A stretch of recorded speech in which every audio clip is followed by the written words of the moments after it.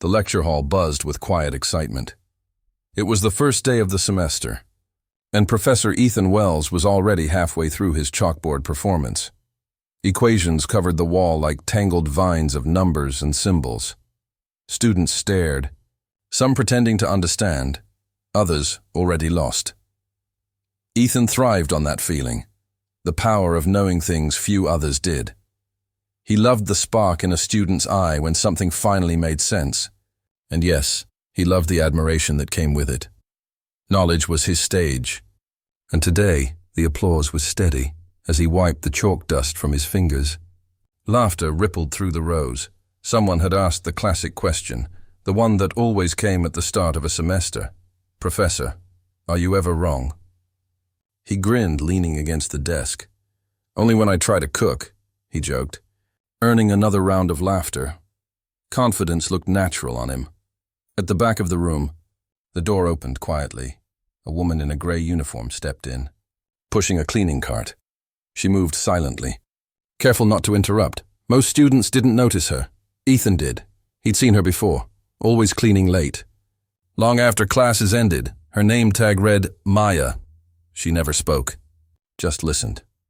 Sometimes, when he stayed late grading papers, he caught her glancing at the equations on the board, eyes narrowing with quiet focus. He'd thought it was curiosity, nothing more. Now, as she started sweeping near the back row, one of the students whispered something. Ethan heard the snicker, the careless words. Maybe she's trying to learn algebra with a mop. He felt the class's laughter rise again. He shouldn't have let it, but the performer in him couldn't resist a good audience. He turned, smiling toward Maya. "You like math, don't you?" he said, half teasing, half kind. Maya froze. Broom in hand, a dozen eyes turned to her. She nodded faintly. "A little," she said softly. The professor raised a brow. "Well, tell you what," he said, turning back to the board. He drew a fresh equation, long, tangled, almost poetic in its complexity, symbols only a graduate student might recognize.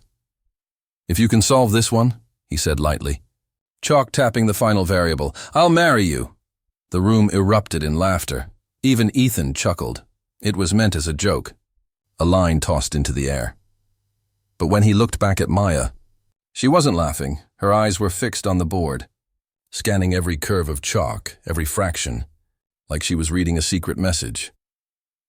The laughter faded. Something about her silence shifted the air. Ethan cleared his throat and went on with the lecture, but the image of her staring at the board lingered in his mind. When class ended, students poured out in clusters of chatter and noise. Maya stayed behind. She waited until the room emptied, then walked slowly toward the front.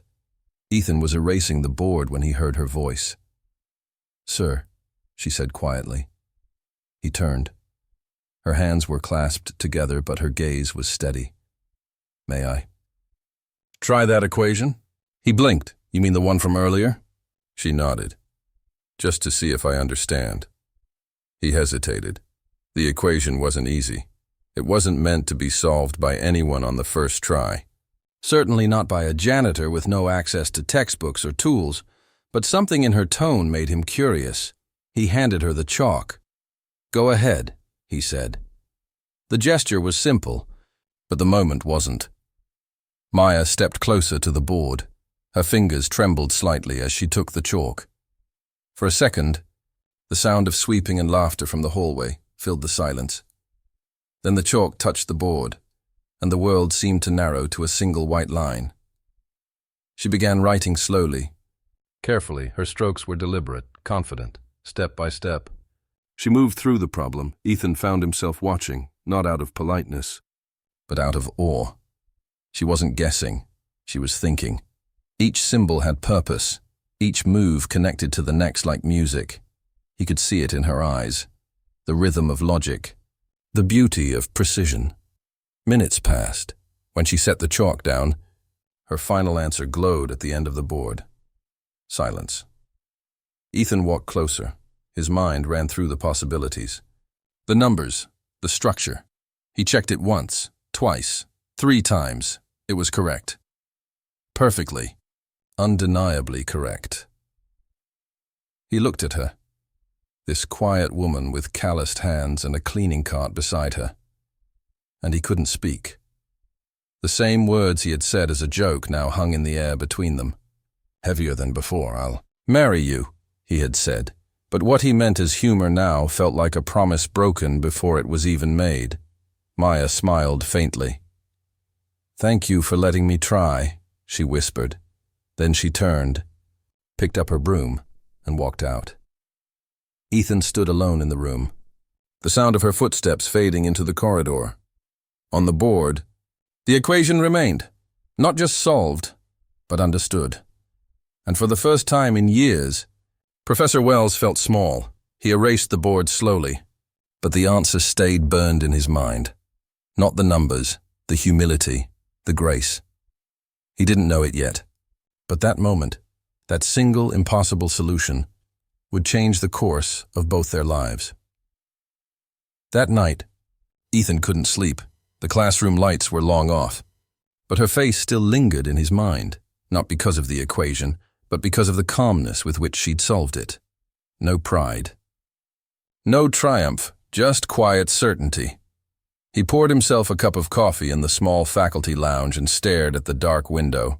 Rain tapped against the glass like tiny questions he couldn't answer.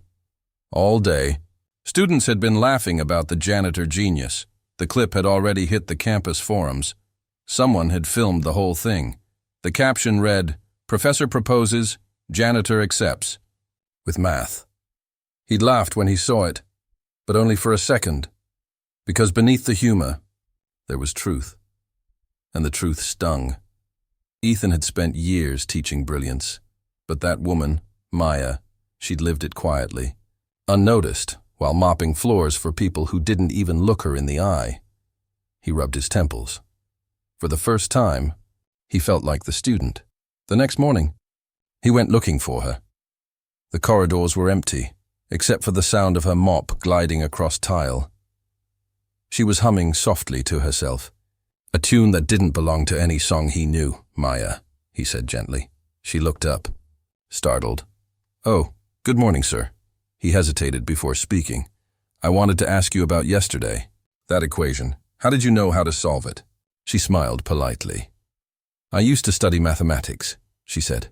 Her voice was calm, like someone reciting a memory that didn't quite belong to her anymore.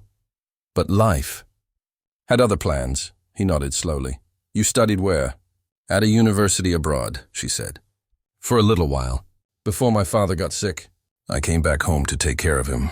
He passed away a year later. By then, everything I had built was gone." Her eyes flickered down, not with sadness, but acceptance. "Cleaning here is just a job. But when I see those equations," she added, "it feels like visiting an old friend."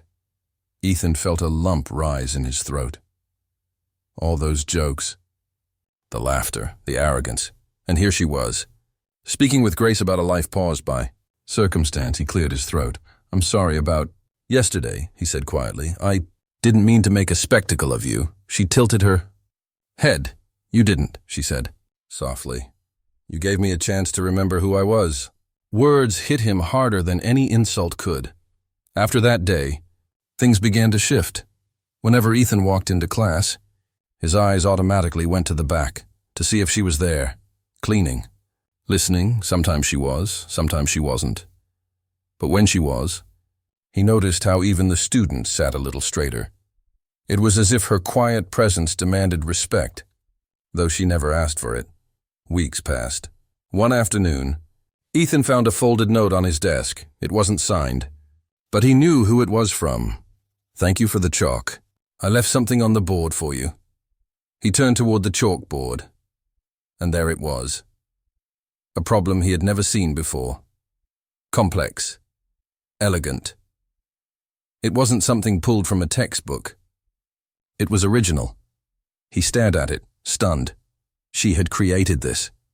He spent the rest of the day trying to solve it. Hours passed. Students came and went. Evening fell, and still he couldn't find the answer. Finally, he gave up. A small laugh escaped him. Part admiration, part disbelief. He wrote on the corner of the board, "I give up. Teach me." The next morning the board was clean, except for one line written neatly in chalk. Not everything needs to be solved. Some things need to be understood. He stared at that line for a long time. It felt less like a message and more like a lesson. From then on, Ethan found himself changing.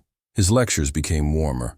He listened more. He spoke less. And when students struggled, he remembered the woman who had reminded him what humility looked like. Sometimes, late at night, he'd catch her cleaning in the corridors. They'd exchange a smile, a few words. There was comfort in those moments, an unspoken bond that didn't need explanation. Yet deep down, he couldn't shake one thought. He had promised something, even if as a joke, and a part of him wondered if destiny had heard it seriously. Because every time their eyes met, it didn't feel like coincidence. It felt like a story waiting to finish its equation. By Monday morning, the campus was buzzing. The video of the janitor who solved the marriage equation had crossed 3 million views overnight. Clips of Maya standing at the board were everywhere, slowed down, captioned, even turned into memes. Some people called her the genius cleaner. Others just laughed. Professor Ethan Wells tried to ignore it. But when he stepped into the faculty lounge, he knew he couldn't. "Hey, Romeo," one of his colleagues called, holding up his phone. "You set the bar pretty high for proposals." Laughter filled the room. Ethan smiled weakly, pretending it didn't sting. The video had started as a small campus joke, but now every comment online seemed to reduce Maya to a punchline, and him to a fool. He opened his laptop. His inbox overflowed with interview requests, article links, even sponsorship offers. But one message stopped him cold. It was from the dean. Subject: discussion regarding recent viral incident. He sighed.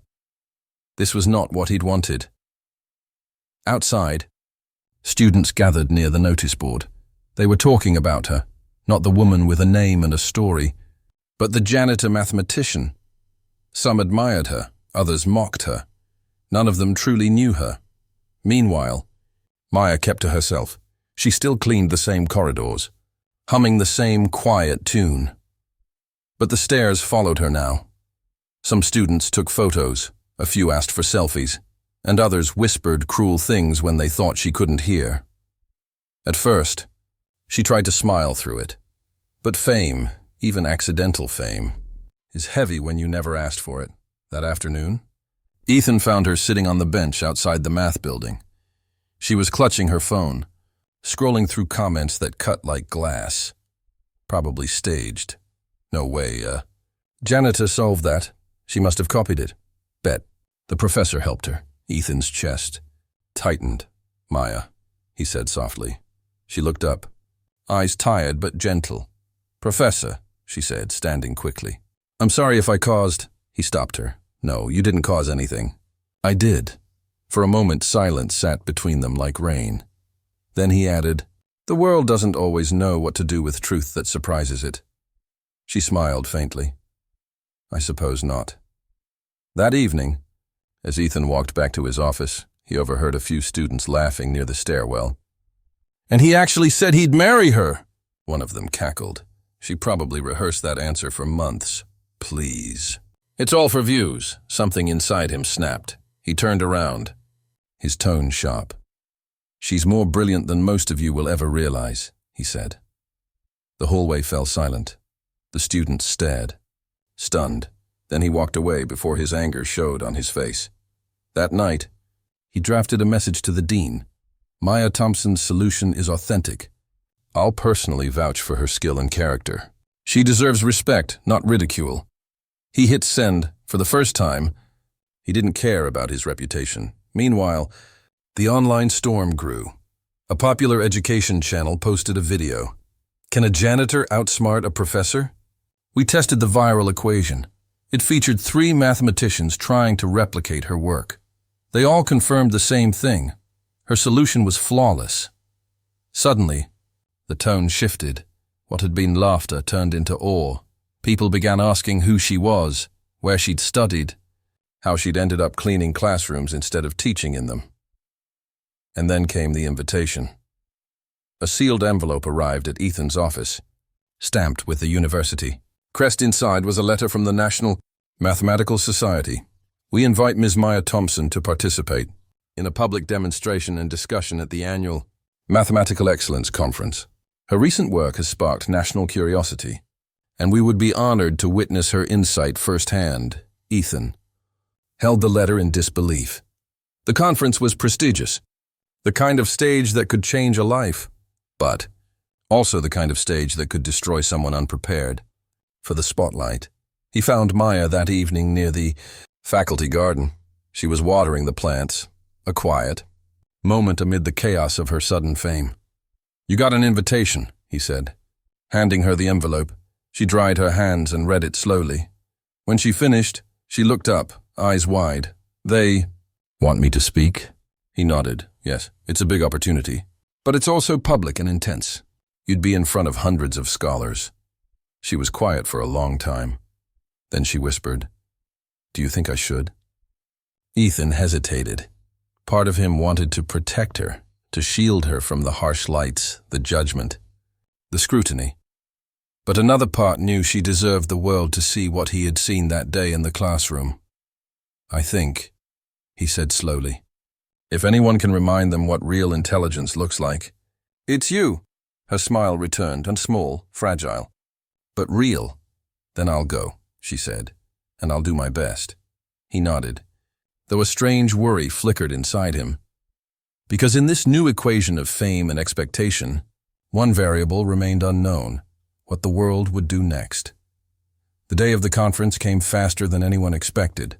Flyers went up, emails spread, even local news stations started calling it the Janitor genius story. Cameras would be there. Reporters, and every person who had ever doubted her, Maya, didn't like attention. But she wasn't doing it for fame. She was doing it to prove that brilliance could live anywhere, even in someone the world forgot to look at. Ethan offered to drive her. She hesitated at first, then agreed. The morning of the event, she met him outside the university gates. She wore a simple white blouse and black slacks, nothing fancy, just neat and graceful. Her hair was tied back, and she carried a small notebook clutched to her chest. Ethan smiled when he saw her. "You look ready." She smiled back. "I'm trying to be." The drive was quiet. Rain streaked across the windshield, and the city blurred by like a memory. Ethan glanced at her once or twice. She looked calm, but he could see the faint tremor in her fingers. "You don't have to prove anything," he said softly. She turned to him. "I do," she said. "Not to them, to myself." That single line stayed with him. He realized that this moment wasn't about redemption or revenge. It was about reclaiming a piece of herself she'd buried years ago. When they arrived at the Grand Hall, the crowd was already forming. Journalists stood outside, cameras flashing, students waved signs. Some read, "Math Queen." Others still joked, "Will she say I do?" Ethan's jaw tightened. He hated how people turned her story into a spectacle. But Maya just smiled gently, as if none of it touched her. Inside, the auditorium buzzed with anticipation. Rows of professors, researchers, and students filled every seat. At the front, a large whiteboard gleamed under the lights. A moderator stepped forward. "Ladies and gentlemen," he announced, "today we have a special guest, a woman whose unexpected talent has captured the nation's imagination. Please welcome Ms. Maya Thompson." Applause thundered. Maya stepped onto the stage slowly. Her heart pounded, but her face remained serene. She bowed slightly, then turned to the board. Ethan sat in the front row, hands clasped tightly. He'd seen confident men fall apart on that very stage, but Maya, she didn't crumble. She began to write. The problem presented to her was massive, a multivariable equation from a current research paper, the kind of problem meant to test not only logic, but endurance. For the first few minutes, the hall was restless. Whispers, clicks, scribbles. Then silence began to spread, because what she was doing wasn't random. It was elegant, precise. Her hand moved quickly. almost musically. Every stroke was a step forward, every symbol connected like melody to harmony. The audience leaned in, drawn by something they didn't expect, grace in mathematics. After 40 minutes, she stepped back. The board was full, neat, exact, balanced. She turned to the panel. Her voice was steady.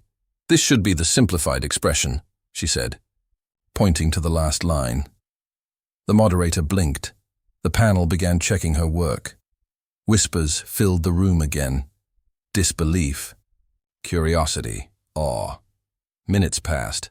Then one of the judges looked up. Astonished. "She's right," he said. "The derivation is completely correct." Applause erupted, this time genuine. Thunderous. People stood. Cameras flashed. Maya lowered her head humbly. A small smile on her lips. Ethan's eyes stung. He wasn't sure if it was pride, admiration, or something deeper. He stood and clapped until his palms ached. But amid the celebration, a voice cut through the noise. "Wait!" It came from the back of the room. A man in a dark suit stepped forward, Dr. Colin Harris, one of the most skeptical mathematicians in the field. He'd been openly critical of the viral story. "I have a question," he said, adjusting his glasses. "If she's truly this gifted, perhaps she can solve something." Less rehearsed, the crowd quieted. Ethan's stomach turned. He knew that tone. The condescending test disguised as curiosity. Dr. Harris walked to the board and quickly scrawled another equation. Notoriously unsolved problem from an ongoing research challenge. He turned to her with a smirk. "Can you solve this, Ms. Thompson?" A murmur spread through the room. Even the panel looked uneasy. That problem wasn't fair. It wasn't part of the event. Maya looked at the board, expression unreadable. Then she took the chalk. "I can try," she said quietly. Ethan wanted to stop her. "Maya," she shook her head gently. "It's all right." For the next half hour, the room held its breath. She worked through the steps, her movements slower this time, more deliberate. It wasn't about showing off now. It was about curiosity, the pure love of discovery. When she finally stopped, she turned back to the room. "I can't finish it," she said softly. Her eyes were honest, steady. "But I think I see a pattern no one's noticed before." She pointed to a part of the equation and explained her reasoning, not in the language of prestige, but in words anyone could understand. By the time she finished, even Dr. Harris looked stunned. He stared at the board, then at her. "You might actually be onto something," he murmured. The audience erupted again, not in laughter, but in respect. What began as a challenge had become validation. She had shown them that true genius wasn't about having all the answers. It was about asking the right questions. As the applause filled the hall, Maya's eyes found Ethan's. He didn't speak, but the look between them said everything. Pride, respect, connection. When the event ended, reporters surrounded her. Questions flew from every direction. But before leaving, Maya turned to the camera and said one last thing. "Intelligence doesn't belong to titles or uniforms. It belongs to those who keep learning, even when no one's watching." The clip went viral within hours. This time, no one laughed. The world had stopped laughing a long time ago. Ethan watched the video that night, sitting alone in his office. Her voice echoed softly through the speakers, warm and calm. He realized that somewhere along this strange journey, she hadn't just changed her life. She'd changed his too. He opened his notebook and wrote down her words, because they were more than a quote. They were a lesson. And deep inside, he knew this was only the beginning. Maya never wanted fame. She just wanted peace. But after that night at the conference, peace became impossible. Everywhere she went, whispers followed. Students stared. Professors smiled politely, then turned away to gossip. The janitor who solved the impossible equation. The woman who made a promise out of a joke. The woman who, somehow, changed a man like Professor Ethan Grant. She kept her head down. As always, her hands still smelled faintly of cleaning solution when she walked into the university every morning. But now, people moved aside when she passed, not out of respect, but out of curiosity, like she was something to be looked at, not spoken to. Ethan noticed it. He'd sit in his office, staring out through the tall glass window that overlooked the courtyard. He'd see her there, pushing her cleaning cart, pretending not to hear the whispers. And each time, his chest tightened a little more. He'd always prided himself on being a man of logic. Numbers were clean, predictable. People were not, but now, nothing in his world felt predictable. He found himself thinking about her long after the day ended, wondering how someone with so little had managed to hold herself with such quiet grace. One afternoon, he found her in the empty lecture hall. The board still carried traces of the last class, smudged chalk, half-erased equations. She stood before it, not cleaning this time, just looking. He cleared his throat softly. "Can't stay away from it, can you?" She turned, startled, then smiled shyly. "It's peaceful when everyone's gone. Equations don't judge." He stepped closer.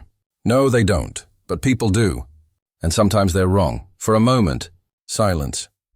Only the hum of the ceiling lights and the faint scent of chalk between them. Then she said quietly, "They think you're embarrassed." He hesitated. "Are you?" Her eyes lifted to meet his. "No," she said simply. "I'm grateful." Something inside him shifted at that, like a door unlocking in a room he didn't know existed. Days became weeks. And slowly, what began as curiosity turned into something softer. They talked. Not about math, but about life. He learned she'd once dreamed of studying physics but dropped out when her mother fell ill. He learned she worked nights so her younger brother could finish school. He learned that she read library books on quantum theory during lunch breaks. Every story she shared felt like another equation solved, another truth revealed. And the more he listened, the smaller he felt, not in shame, but in awe. He invited her to his office one afternoon. There was no audience this time, no challenge, no joke, just two people and a whiteboard covered in ideas, I thought, he said carefully. "Maybe you could help me with something real this time." She frowned. "Real?" He nodded. "I've been stuck on a problem for months, but maybe what I need isn't another mathematician. Maybe it's someone who sees differently." She hesitated, then smiled. "You really think I can help?" "I don't think," he said. "I know. That was the beginning. Day by day they worked together." He explained theories. She questioned them in ways he never expected. Sometimes she was wrong. Often she was right. They'd argue, laugh, draw patterns in the air. The air between them became electric, not romantic, not yet, but alive with something deeper. He began to see that brilliance didn't always come wrapped in degrees or titles. Sometimes it came in silence, in patience, in hands that knew both work and wonder. One evening, as the sun dipped low, she stood at the window of his office, watching the light fade over the campus. "Do you ever regret it?" She asked softly. "Regret what?" "Being here, teaching people who only listen because they have to." He smiled faintly. "Sometimes, but lately, I think I've been learning more than teaching." She looked back at him, and in that quiet exchange, that single shared look, something unspoken began to grow. But peace never lasts long when the world is watching. By the end of the semester, the university board called Ethan into a meeting. They wanted to feature Maya in a media campaign, the janitor who inspired academia. They wanted headlines, interviews, photos. Maya refused. "This isn't a show," she said when he told her. "I didn't do it to be seen," he tried to reason with her. "They'll pay you, Maya. You could finally—" "I don't want their money," she interrupted. "I just want my life back." Her voice trembled, not with fear, but with exhaustion. Years of being overlooked, suddenly followed by too much attention. It was too heavy a swing. He saw it, and it broke him a little, because he knew she was right. That night, he couldn't sleep. The lights of the campus glowed faintly through his window, and he thought about everything that had happened, the joke, the equation, the woman who had quietly rewritten his world, and he made a decision.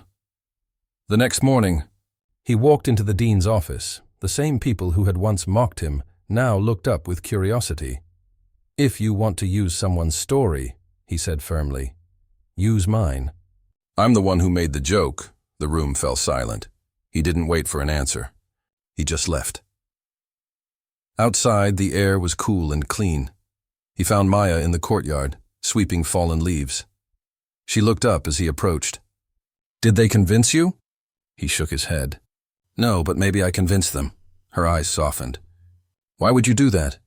Because you deserve peace, he said.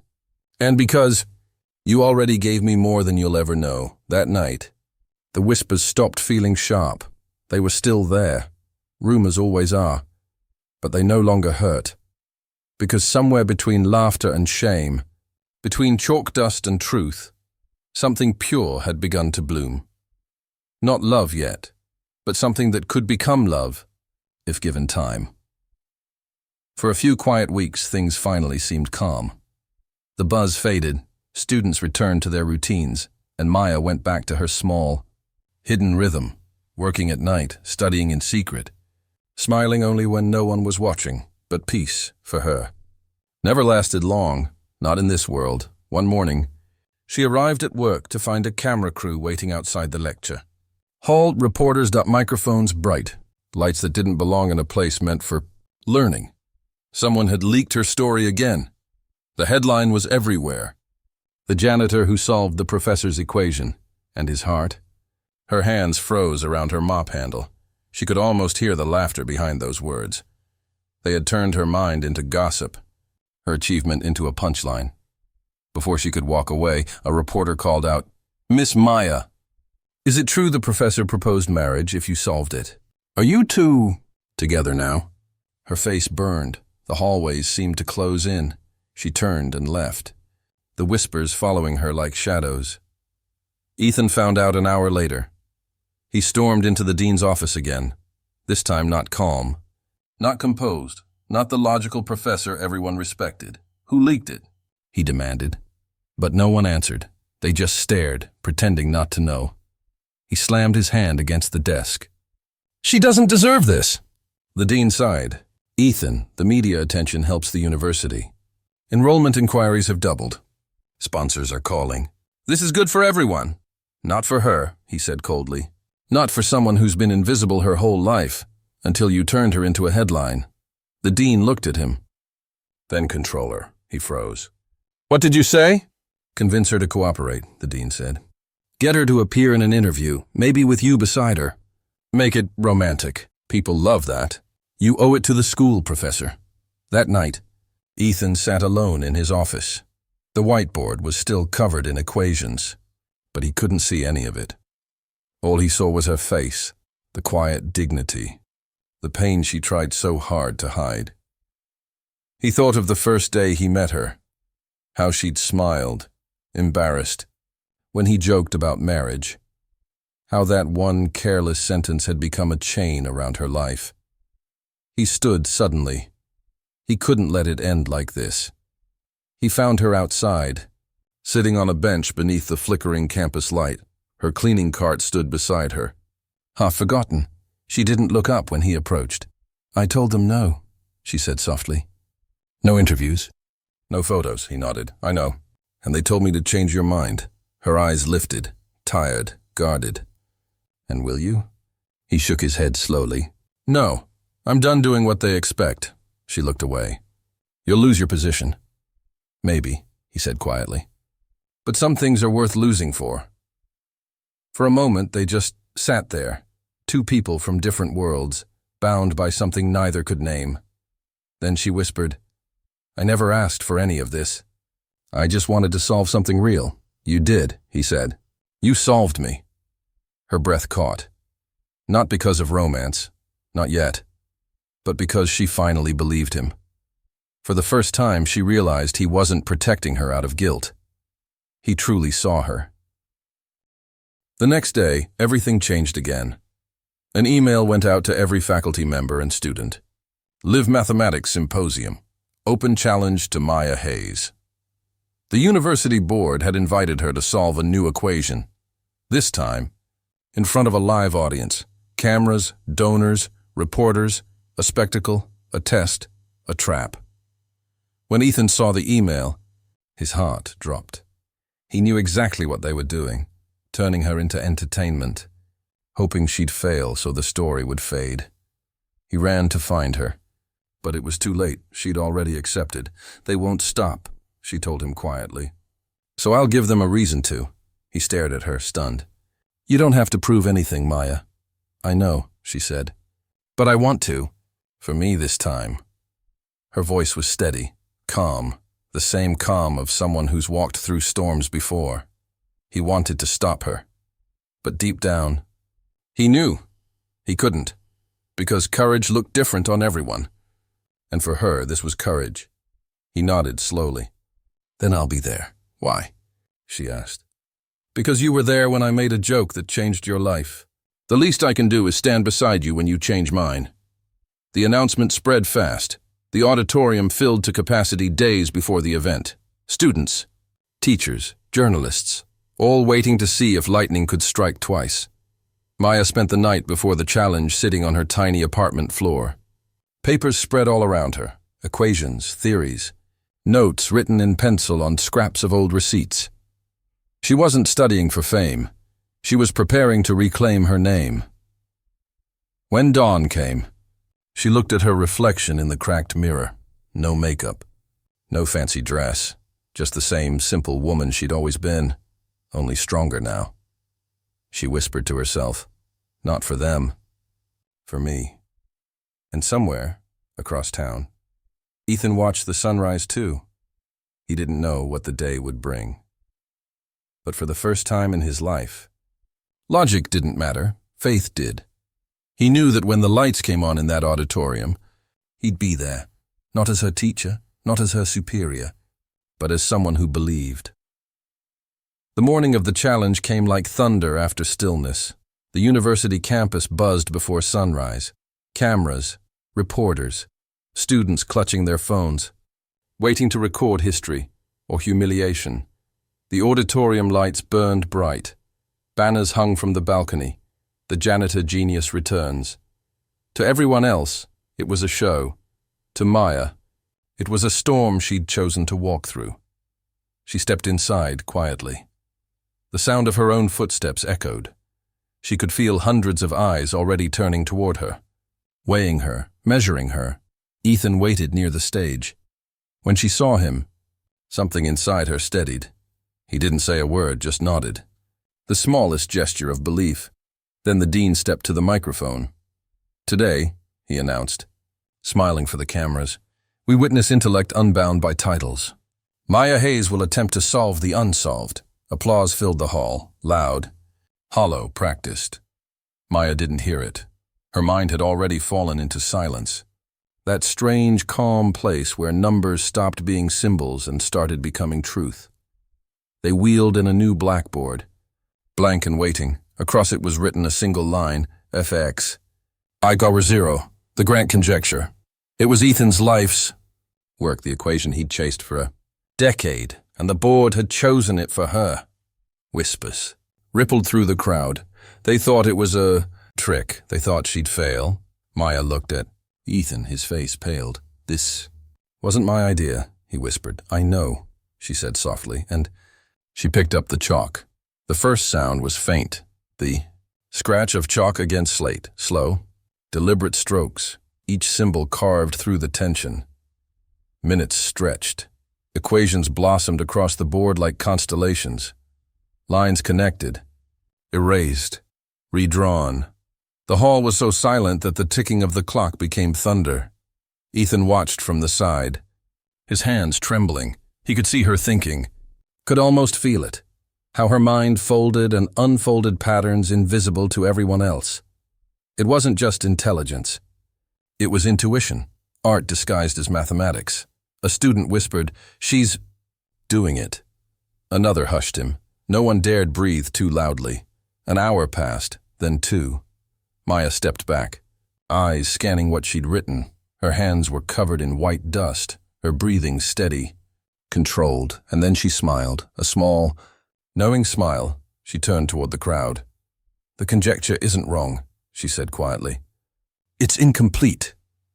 Gasps. Cameras clicked. Ethan froze. She lifted the chalk again and, in 3 short lines, wrote the missing proof, a correction so simple, so elegant, that it made the entire hall erupt. For a heartbeat, no one spoke. Then the applause came. Not polite this time. Not for show, real, raw, deafening. Ethan felt something crack open inside him, years of pride, of perfectionism, of distance, gone in a single breath. He walked up to her as the crowd cheered, his eyes bright with disbelief. "You finished it," he said softly. She shook her head. "We finished it. I just saw what you couldn't." He laughed through the tears he didn't even notice falling. "You know? When I joked about marrying the person who solved it," she interrupted gently.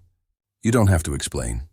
But he did, because for the first time, it wasn't a joke.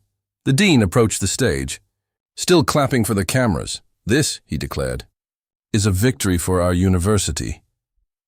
Ethan cut him off.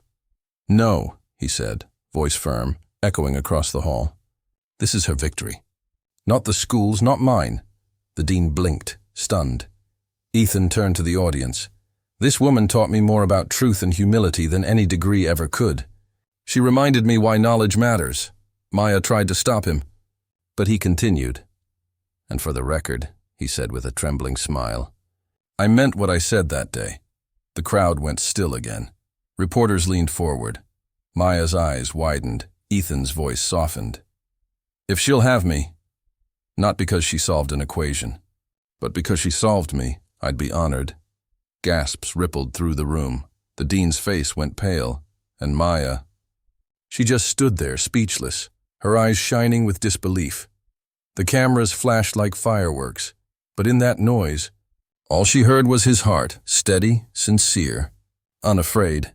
She didn't answer right away. She just reached out, took his chalk-stained hand and whispered, "Let's finish what we started." And with that, she turned back to the board and signed her name beneath the proof. Maya Hayes and Ethan Grant. 2 names, 1 truth. The audience rose to their feet. Thunderous applause filling the air as the spotlight bathed them in gold. For the first time, she wasn't invisible. She wasn't a rumor. She was seen. The applause didn't stop for a long time. It rolled through the auditorium like a wave, crashing over everything that had come before. But Maya wasn't smiling. She stood there, chalk still in her hand, staring at the white lines on the board. It felt unreal, too loud, too bright. She dreamed of being understood, not worshipped. Ethan sensed it. He leaned closer and whispered, "It's okay. You can breathe now." She looked at him, her voice barely audible. What happens next? He didn't know. For the first time in his career, there was no equation for what came after, outside. The story had already escaped the walls. News outlets ran with headlines. "The janitor genius who solved the impossible. Professor proposes to the woman who solved his life's work." The footage went viral overnight.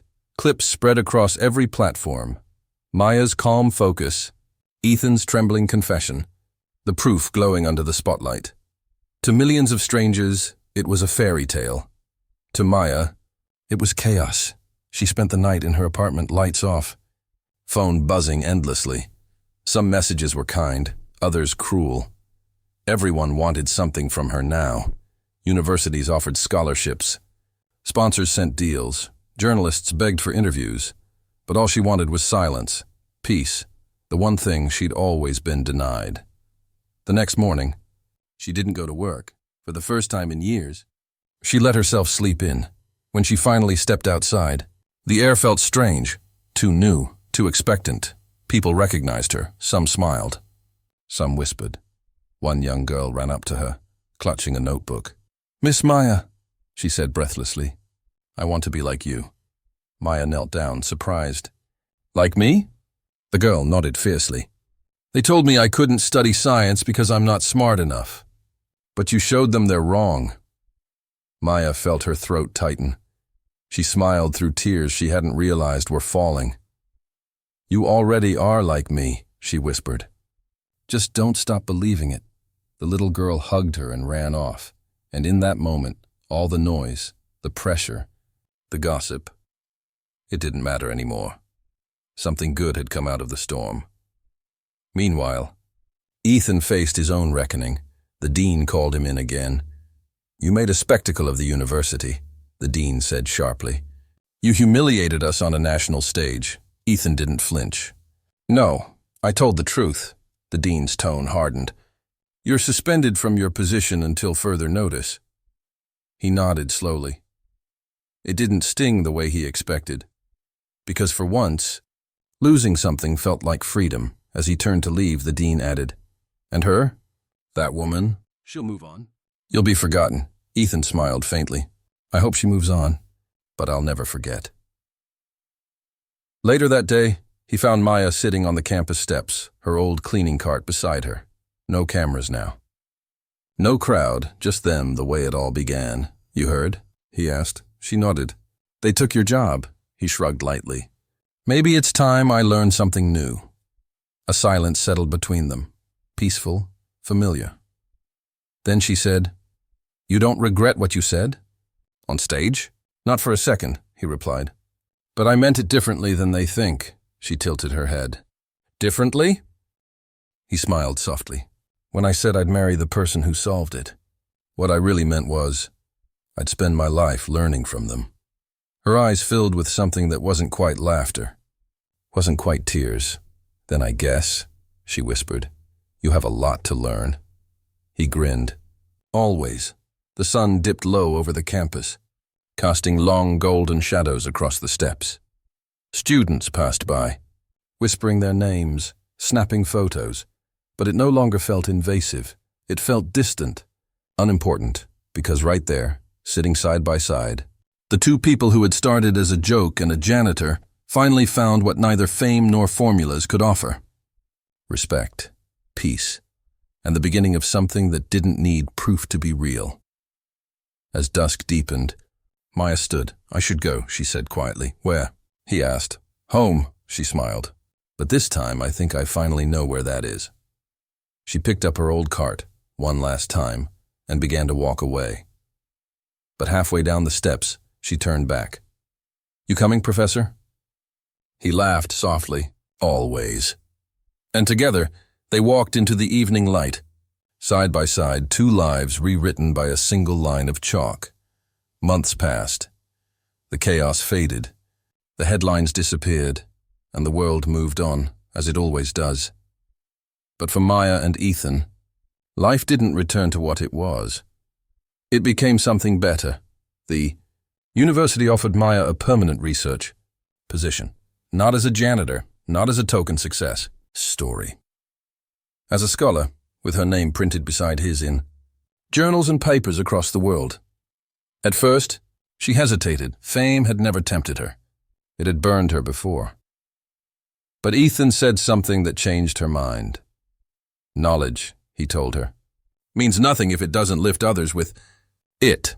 And that's what she did. She accepted the position on one condition, that the university open a scholarship fund for underprivileged students who dreamed of studying mathematics but couldn't afford it. They called it the Horizon Initiative because she wanted every student to know that brilliance had no background. On the day of the announcement, Maya stood on the same stage where everything had once spiraled out of control. No cameras, no headlines, just students, teachers, and a few quiet tears. Ethan stood at her side, smiling proudly as she spoke. "I used to believe some doors were meant to stay closed," she said. "But sometimes life doesn't wait for permission. Sometimes it hands you the chalk." The room fell silent. And then, applause. Not the kind that fades when the lights dim. The kind that comes from hearts, not hands. After the ceremony, they walked together through the empty corridors. It was quiet, the kind of quiet that carried memories. They passed the old lecture hall where it all began. The door was slightly open. Inside, the same blackboard waited, clean now, almost too clean. Maya stepped inside, without a word. She picked up a piece of chalk.